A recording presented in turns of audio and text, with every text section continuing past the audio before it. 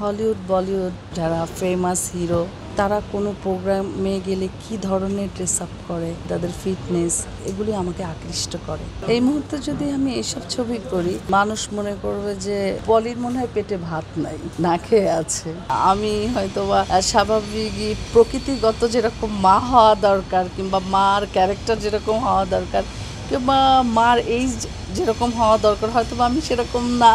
So তারাই লজ্জা পায় হয়তোবা যে আমার মার পাশে তো আমাকে আসলে মা স্বরূপ লাগে না। আমার কাছে আমি বরাবরের মতো বলে আসছি যে আমার কাছে কাজ আসে, কিন্তু আমি অত্যন্ত চুজি একটা মেয়ে।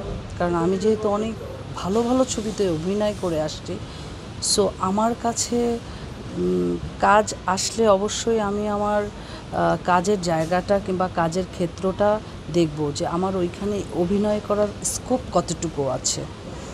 সেকেন্ড যে মুভিগুলি এখন আসছে, অনেকে প্রডিউসার কাম হিরো আসছে, তো আমি তাদের উদ্দেশ্যে বলবো যে আপনারা তো টাকা ইনভেস্ট করছেন, অনেক টাকা ইনভেস্ট করছেন।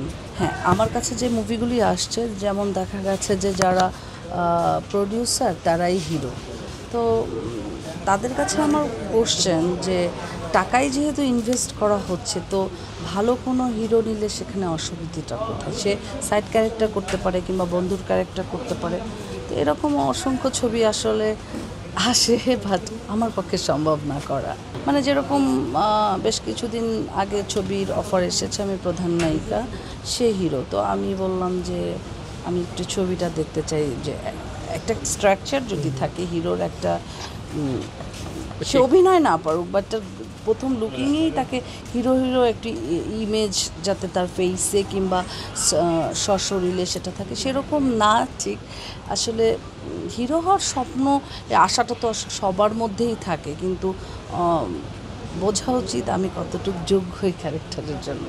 এটা বোধ করি আমাদের বাংলাদেশের মানুষের ওইটুক জ্ঞান বুদ্ধি নাই যে আমি কতটুক সুইটেবল একজন হিরো ক্যারেক্টার করার জন্য। আমি অনেকের সাথে কাজ করেছি, হুমায়ুন ফরিদি স্যারের সাথে কাজ করেছি, অসীম ভাইয়ের সাথে কাজ করেছি, তারপরে আদিল ভাইয়ের সাথে কাজ করেছি, রাজীব ভাইয়ের সাথে কাজ করেছি, মানে এত বড় বড় আর্টিস্টদের সাথে কাজ করেছি। এখন আসলে কাজ করার ইচ্ছা জাগে, কিন্তু একটা মানুষ যখন অনেক বড় পরিসরে এক্সপিরিয়েন্স থাকে, সে না যেন তেন কাজ করতে পারবে না, আসলে তার ক্যারেক্টারে যায় না।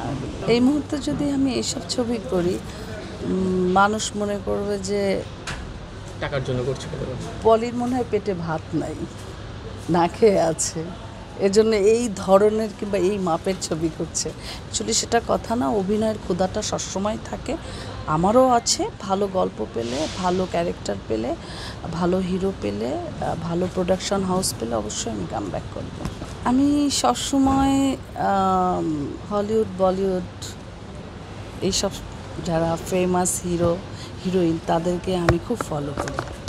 মানে তাদের যে বয়স, যেমন কোনো senior Hollywood heroine, Bollywood heroine, তাদের জীবন স্টাইল দেখি, তারা কোনো প্রোগ্রামে গেলে কি ধরনের ড্রেস আপ করে সেগুলি দেখি, তাদের ফিটনেস, তাদের এত বয়স হয়ে যায় তারপরেও তারা দেখা গেল হাঁটতেও পারছে না, বাট তাদের যে সেন্স, মেকআপ সেন্স, ড্রেসের সেন্স, এগুলি আমাকে আকৃষ্ট করে। সো ধরতে পারেন একটু অনুসরণ করি ওনাদেরকে। মিডিয়ার সামনে আসতে চায় না, কিংবা আমি ফেসবুকে তাদের ছবি দিই সেটাও তারা চায় না, তারা অনেক আড়ালে থাকতে চায়। এটা হয়তোবা তার কারণ যে আমি হয়তোবা স্বাভাবিকই প্রকৃতিগত যেরকম মা হওয়া দরকার, কিংবা মার ক্যারেক্টার যেরকম হওয়া দরকার, কিংবা মার এইজ যেরকম হওয়া দরকার, হয়তোবা আমি সেরকম না। সো তারাই লজ্জা পায় হয়তোবা যে আমার মার পাশে তো আমাকে আসলে মা স্বরূপ লাগে না। এটাও কথা না,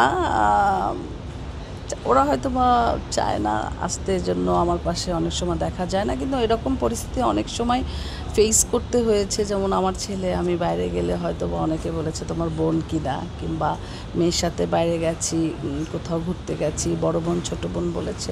এরকম বিব্রতকর পরিস্থিতিতে মাঝে মাঝেই পড়তে হয়।